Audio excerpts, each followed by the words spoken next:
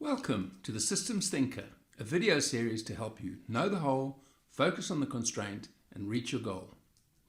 We'll often think that if we have a 90% chance of getting a piece of work done, then those are pretty good odds.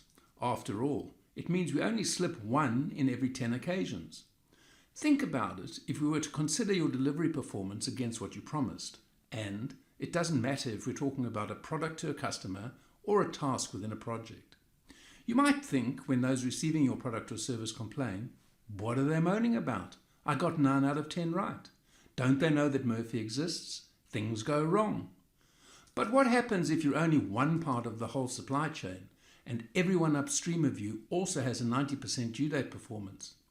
Or if you're a task manager on a project and all the preceding tasks had a 90% on-time delivery?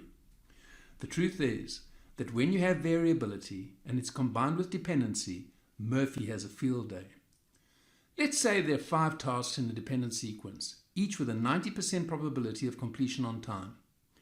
The statistical likelihood of completing the series of all 5 tasks on time is 0.9 times 0.9 times 0.9 times 0.9 times 0.9, or a little under 60%. In other words, if every part of that chain produces a 90% effort, you only have a 60% chance that the whole chain will perform as well as any of its constituent parts. Imagine what would happen if you had 100 links in the chain.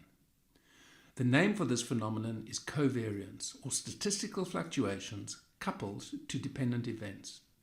Murphy loves covariance. So when dealing with a sequence of tasks, it pays to check your assumptions about the probability of successfully completing each step, and how that affects your overall ability to deliver your promise. That's your tip for better ways to do better work and redefine what's possible.